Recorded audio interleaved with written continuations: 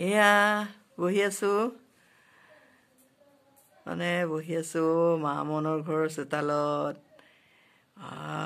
কি ধুনীয়া জুইকুৰা ধৰিছে, বৰ আৰামেৰে বহিছোঁ।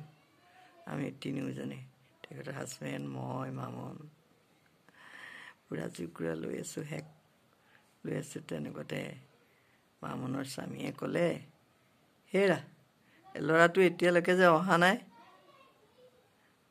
কৈছে তাৰ আহিবৰ এতিয়াও সময় হোৱা নাই। সি ক'ত গা নচুৱাই আছে, খবৰ নকৰা কিয়? তাৰপিছত মোৰ ফালে চাই ক'লে, জানে এই ল'ৰাটো মই মৰিলে যে কি কৰি খাব।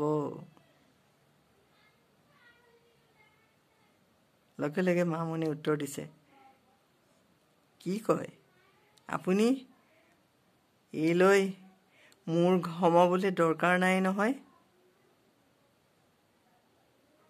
স্বামীয়ে ক'লে, এৰা এই বুলি চাহৰ পিয়লাটোত এটা চুমুক